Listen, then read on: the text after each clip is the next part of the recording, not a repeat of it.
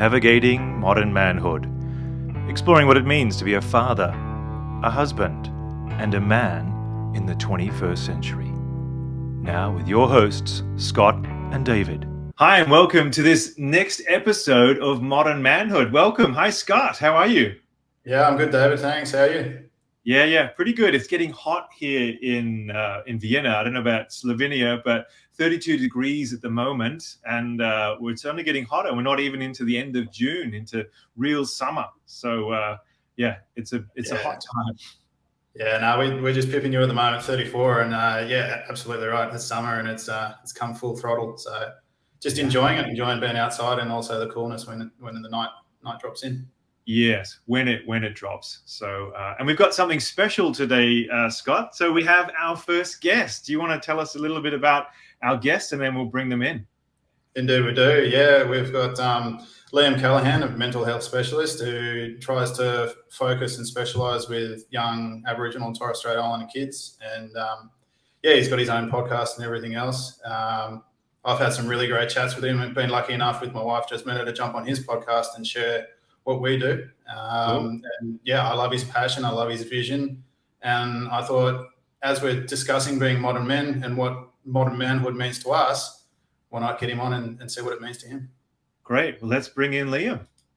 Welcome, Liam. Hello, guys. Thanks for having me. Welcome aboard, mate. Yeah, absolutely. This is it's a very cool podcast you've got going. I really like the idea of it. It's really important. Yeah. Well, you have the lucky privilege of being our first guest. Hey, how cool is that? Great. So Scott just gave us a bit of a rundown, and he's going to ask you some questions in a moment. But I'd love to just ask you straight up, what's your definition of a modern man? It's I think it's really hard to identify exactly what one modern man would be. I really think it's a broad spectrum, and it's hard to box something in. To be honest, I think it's just a man who is someone who has good integrity, is trustworthy and reliable on their word. I see as a man, in my eyes, is someone who is able to be really vulnerable in certain situations and know when they're wrong and ask for support and want to be better and want to grow more to become a better version of themselves and not put other people down to try and get there. So I think that is what I'm trying to do, you know. That's great. Oh, thanks, Liam. That's cool. Yeah, that's cool. And I really like those qualities. You know, you just mentioned the integrity, reliability, vulnerability, trustworthiness, situational awareness as well, and being growth driven and not afraid to ask for help. And I think that's one super key important. Traditionally, women have never been afraid to go and ask for help, and men tried to deal with everything on their own. And I think that's one super important part of modern men is that they're not afraid to ask for help. And we don't see it as a weakness. It's actually a strength. And we've discussed before, David, that when you do get help, it opens your eyes and broadens your horizon. So yeah, I like that, man. That's awesome. Yeah. I think just on that quickly, is that the vulnerability doesn't mean you have to it's not a weakness and you don't have to sort of give up. It's like if you're having a tough day, it doesn't mean you have to throw in the towel. You can talk to someone and say, I'm having a really tough day, and still able to get up and keep going. And have that consistency. Yeah, absolutely. That's awesome. So let's dive in. As David said, I'm going to ask you a couple of questions. So, David, but yeah, just tell us a little bit about what you're doing yourself and what's your vision going forward for yourself. Yeah, so I guess for myself, I'm just in a personal development space where I'm starting to understand my own journey and also understand other people's journeys and find a common thread throughout that. And what are the key elements in that, especially for young men. I really gel well with young men because for many years I've had this rebel archetype where I just wanted to be my own person and just say, you know, not follow any rules and stuff. And I think young men who are feeling a bit lost and a bit unsure of things in certain ways, I can connect to that part of them that doesn't know where to go and is just trying to figure their own way out, I guess. I don't know if that makes sense. Yeah, so that's kind of what I'm doing, really. I like to talk about with young men in particular. My things are addictions, depression, and suicide, because I've dealt with that in my own personal life. So that is a relatability, and I've created. I'm able to create like a safe place to come and be vulnerable about that with young men. Amazing. Wow. That's cool. For those watching, I guess you're Australian, right, Liam? Where are you based? I mean, we're all Australian. We're probably going to have all Australian guests at the moment. But I'm in Austria, Scott's in Slovenia. But where are you located in the world, just for those watching?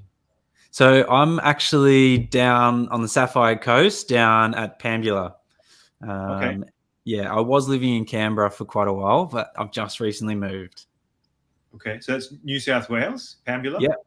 Yeah, you'd have to forgive me. I know Sydney. Yeah. Cool. Yeah. Okay. Yeah, nice. So for those watching, for the geography around the world. Thanks, Liam. Yeah, cool. No, that's cool. And so when you're dealing with young adolescent kids or young men, how do you bring in those integrity points that you just mentioned there about reliability? You create the trust in that safe space. How do you bring that and nurture them through with the work that you do? Just by, I think the most important thing is to not try and fix them, not try and fix people straight away. The fix-it model doesn't quite work when you're dealing with addictions and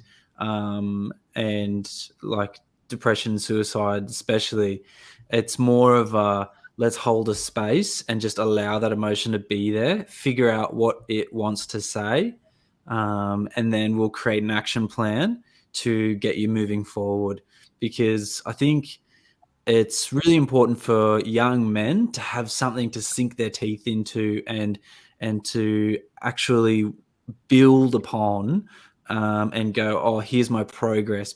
Especially in my life, when I've been in a really dark place, the best thing that got me out was seeing progress in my life. And, you know, I think that goes for a lot of people, men and women, I'm sure. But yeah, so being able to create that safe space is really, really important, because there's a lot of trust issues coming in when there's depression and suicide. There's something really traumatic that's gone on in their life where they're wanting to straight away isolate and not have that connection because they're too afraid to. Quite often there's a fear of being hurt. So just allowing that emotion to be there is super, super important, and acknowledging that they are feeling that and that is okay, and just let that space be. And then, we figure out, let's create some steps, really small steps, just to get you moving in a certain way. Yeah, that's brilliant. And I can see how that all links together with you. Like, you're providing that connection. So with the suicide, you're providing the connection through the safety and allowing the vulnerability. So you're allowing them to be heard. And then with their addictive behaviors and addictive energy, you just mentioned that you've got to give them focus. So when you use that addictive energy through focus and get them moving, one of the things that I like to work with depression is, how do we get out of depression once you've dived in and understood why the depression is there, is movement. So if you've got that focus energy and create that movement, then as you said, they like to see progress. So by creating that movement with the focus of the addictive energy, it's all interlinked, man. That's really smart, and I like it. Yeah, dead on. Honestly, it's a really cool energy to have. addiction. It's a big energy, and it's very tricky to navigate. And that's why I think for myself as well, I've gone really lost into drug addictions and cigarettes and drinking because I didn't know where to place it. I didn't know how do I put this massive amount of energy that wants to be here, it wants to be in my life. How do I put it into something that's actually good for me? And then I'd without the guidance, because I had no guidance from someone else, I'd be lost. So that's what, like you were saying, that energy, it's there. And yeah, it's a massive energy. It's a really good one. It just needs guidance. Yeah. That's really cool. David, go on. Have you got anything? Well, I love the connection, being an EQ, emotional intelligence professional, just thinking about, allowing men, as you said, when you're working with them, to be vulnerable, to share those emotions that are coming up for them as well. We have a saying, name it to tame it. And in naming out loud, hey, this is what I'm feeling, it can also lessen the emotion. So it's still there, but then, as you may said before, it allows you then to have a look at it. What's the message behind it here? And I love what you said about addiction, in that same sense that, okay, there's good addictions and bad addictions, or ones that are helping our lives and ones that are not helping our lives potentially. So understanding from an energetic point of view, you've both said, I love that idea that it's actually an energy. I asked my mum the other day, did I ever get a diagnosis? We have neurodivergence in my family, and there's a hereditary aspect usually. And so I was asking, what about me? And my mum said, no, we did take you to the doctor at one point, and they prescribed you as being, or diagnosed you as being overactive. And it ties in, I think, to that addiction idea, where I would say for sure I have addictions, but I'm trying to pour them into. So at the moment, I'm not drinking alcohol and I'm not drinking coffee. I've given that away, but I had to switch to decaf for the moment.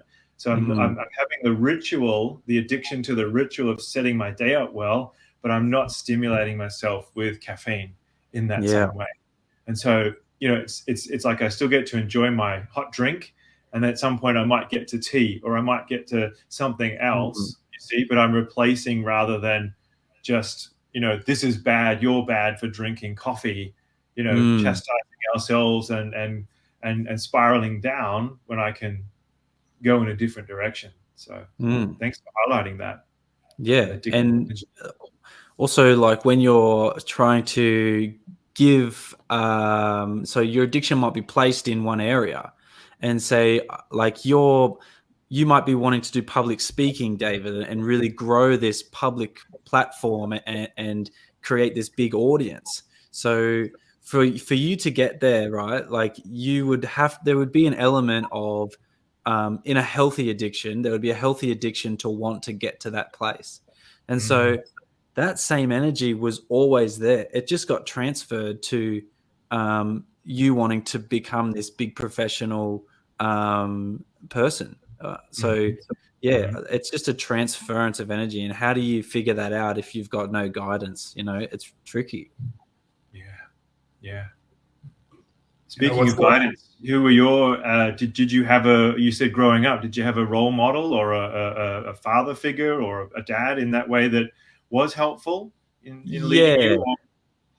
Yeah. So, like, my parents were around. I'd say my biggest role model was my grandfather. And because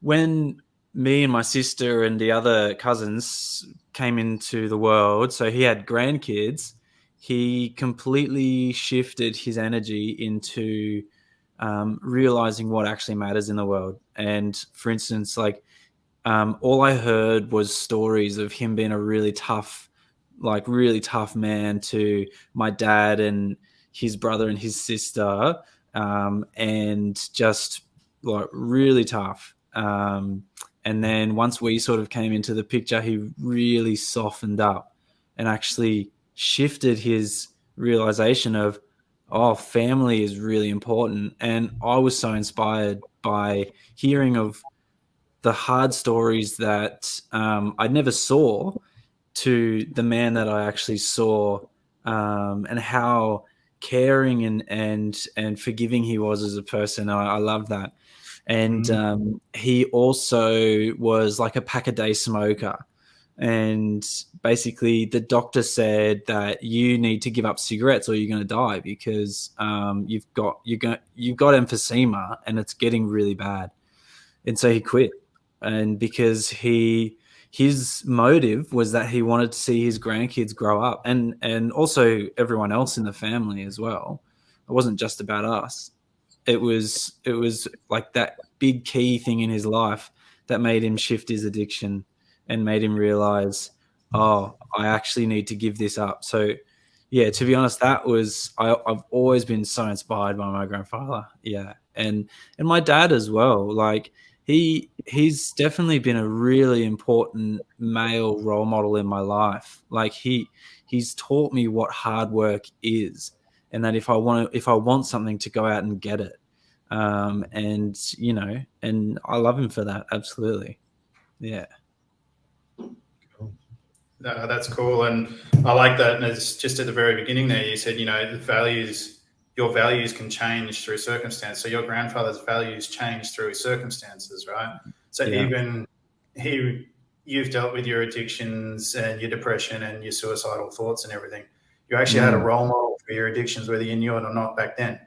Yeah, it's Him true. being able to give up the pack a day smokes to just on a dime, as you said, just to flip Yeah. it because he wanted to see you and your cousins and your sister grow up. So like Yeah.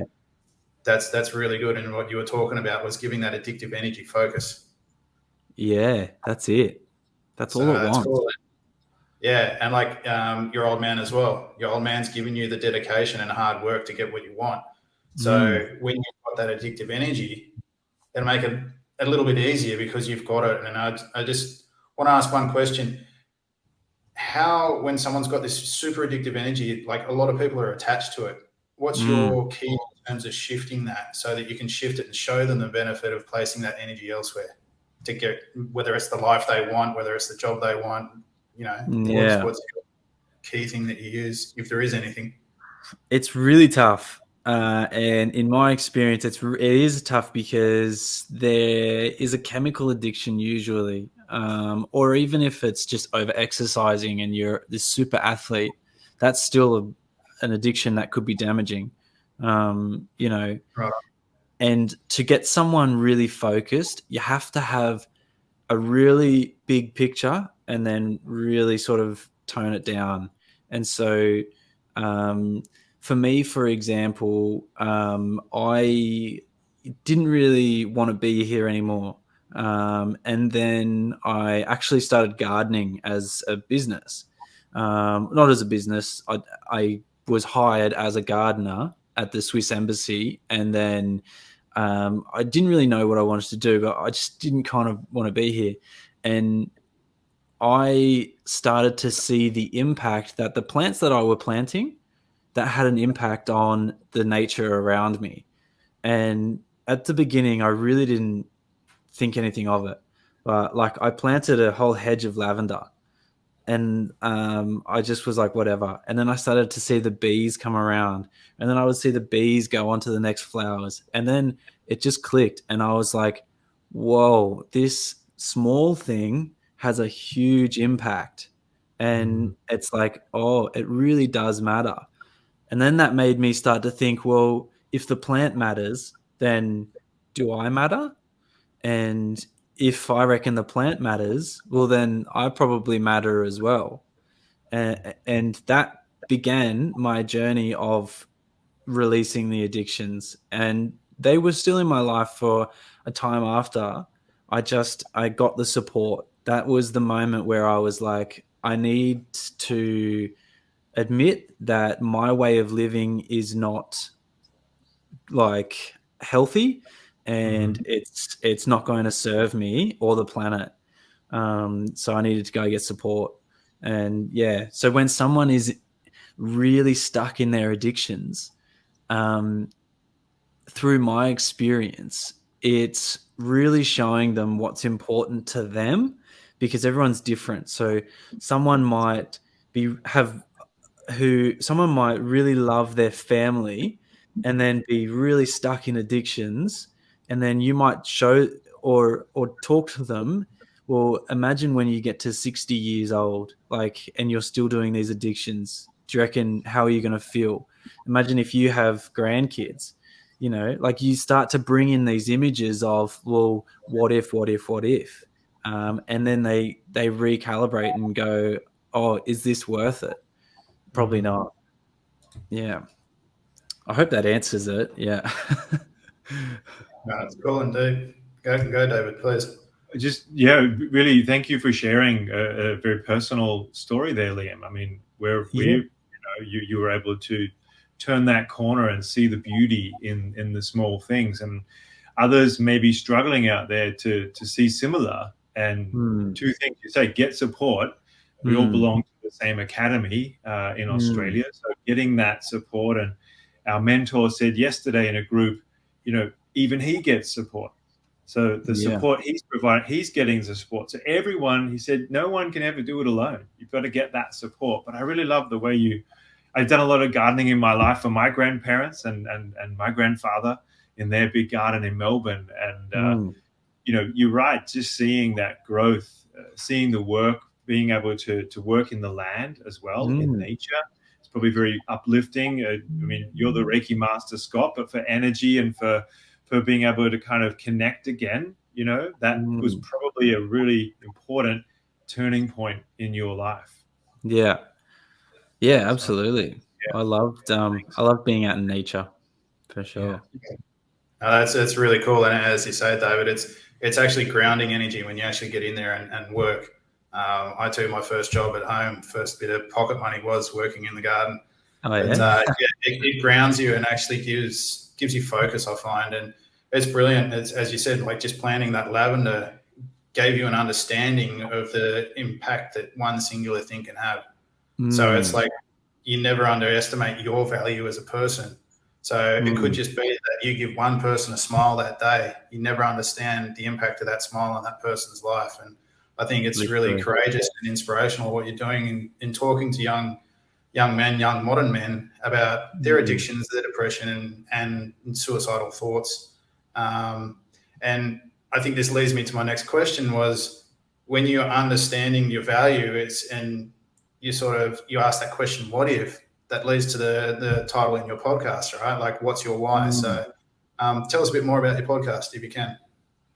Yeah. So you actually inspired me, Scott, to change my name of the podcast, because it was originally "What's Your Challenge," and then I had you on for my first episode, you and Jasmina, and you brought up a really key point, and you were like, you have to find your why, like what drives you, what gives you that want to do something bigger and better.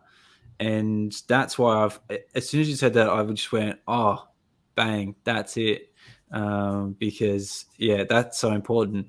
And the reason I wanted to start a podcast called "What's Your Why" is so that people can share their stories of going, like, so they might have started in a really unhealthy or some sort of a negative space.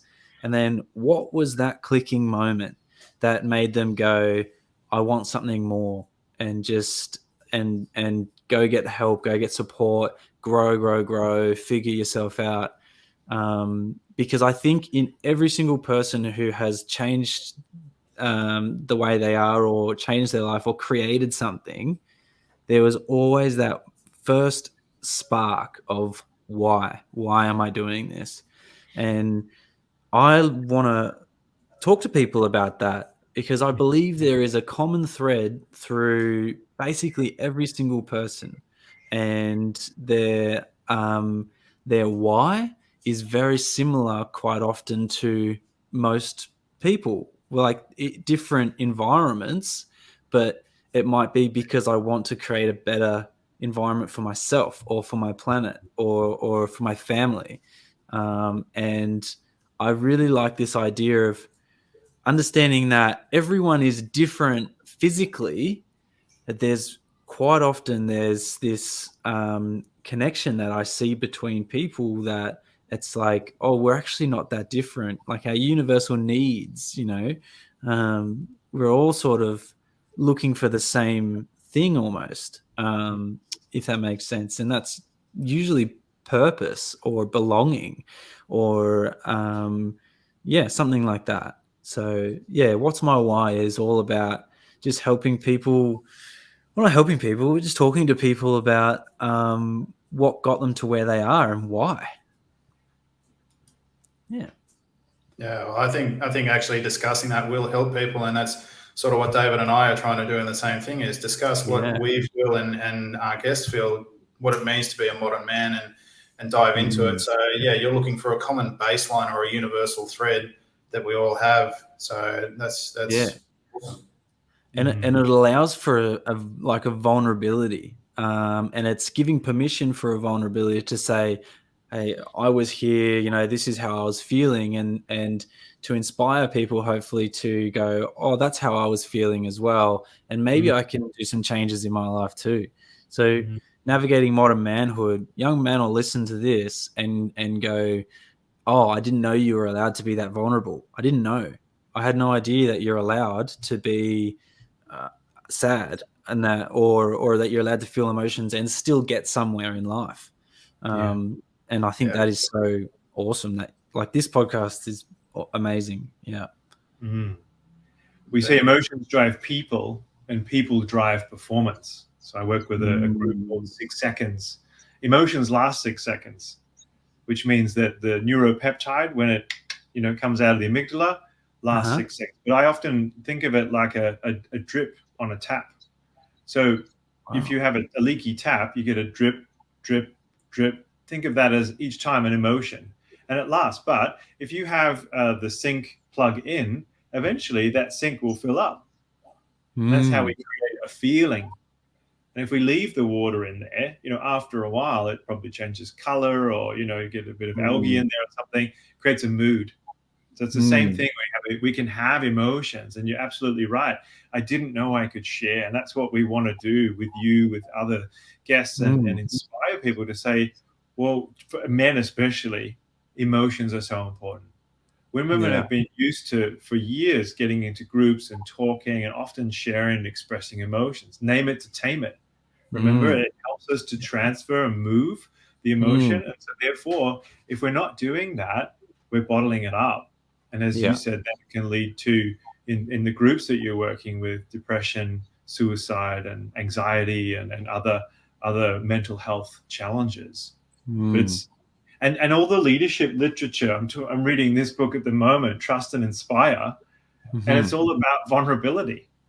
Yeah. And if half the books I've read now on modern leadership are all about leaders being vulnerable, not only sharing their story, but allowing people to share theirs. So creating the space, as you said before, I think it's so powerful. It really is. Yeah. Like, once you realize that other people are feeling the way you're feeling, by voicing that builds the trust and the connection to take a step forward and go, oh, we can do this together. Rather, like you said, we're not built to do this on our own. It's like the vulnerability opens a door to create a space for everyone to come in and go, this is how we feel. We don't want to feel like this forever. Let's all change together. And, I think vulnerability is super key to growth. Yeah, absolutely. And just listening to you, like, just before we wrap up, it's one of the key things that I'm picking up in you is that you've got zero judgment, and through your vulnerability, you're allowing your ears to be open, right? And vulnerability is enough to say, hey, I'm not the authoritarian person on this. Even though I might be helping you, you can teach me. So it's like it's having that vulnerability to be there, have the open ears, because if you close your ears, then you shut down your possibility for change because you're not allowing any new perspectives to come in. So I really like that. I love your eagerness to get out and get this out in the open, and I think it's a great topic and one that needs to be discussed further. And really inspired about your vision in going in and connecting with young modern men and dealing with these important issues of addictions, depression, and suicide. So I just want to congratulate you on that, and highly recommend anybody jump in and listen to your podcast, because I've listened to them and it's unreal. Yeah, cool. No, thank you guys so much for having me on today. I'm really passionate about spreading this message and awareness out there. So yeah, you guys are awesome. Thank you. Cool. Well, thanks for joining us, Liam, and let's stay in touch. Maybe we can see you again when you've got more insights, or if you have a project coming up that you want to share, we'd love to share that with our community as well. Fantastic. Thanks for joining. Cool. Excellent. See you soon. See you guys. That was awesome, Scott. Yeah, thanks for inviting Liam on. Really fantastic. No, I love his passion, and I love that he's a person who's actually leading by example. So he's not just a person who's read a book or theoretical and is going on theoretical knowledge. He's actually sharing his wisdom. He's been in that situation. He's followed it through his family. And so he's had the role models, even his grandfather and his father, who he's looked up to. Yeah. He's seen the traits and he's followed it through, and he's actually been enabled himself to take the change by following them. So it's really good, and I'm glad that he's out there and spreading the word. Yeah. And I'd go a step further and really highlighting too that it's not that he's attached to his story. The story is the story, and the story is there, but now he's seeing the higher meta level of all of this. And so being able to hold space on topics like vulnerability, on addiction, depression, for vulnerable groups of people, maybe groups of people who have never had this kind of support, and being that space of support. But you know how some people, they hold on to, this is my story, and they carry it, but it's there, it's a part of the history, but it's not the defining part. So we wish him really great success with his podcast, maybe workshops, further speaking opportunities, and spreading his message. So 100%. Yeah. And I completely agree. And when we can let go of our past, we can actually have the ability to move forward, because we open the doors for something new to come in. And it's not disregarding the past, as you said, acknowledging that it's there and finding the brilliance within. Yeah. So, and I loved his key points too around what a modern man has. It's an unknown identity. It's got a broad spectrum, but it's, integrity, trust, reliability, vulnerability, situational awareness, growth driven, and not being afraid to ask for help. So certainly topics that we have covered, and topics that we're willing to explore more. So great. Anyone that's listening, if you've got any more topics, please get in touch. You know where to find us. And there's the email, navigatingmodernmanhood@gmail.com. Otherwise, drop a message on YouTube or on Spotify, and we'll get back in touch. Yeah, we'd love to hear from you. So men, be out there, be vulnerable, enjoy and share. Thanks for joining me today, Scott. We'll see you soon. Thank you. It's been a privilege. This has been another episode of Modern Manhood, and if you've enjoyed this episode, please click to subscribe and make sure you stay connected. We are navigating modern manhood. Join Scott and David next time.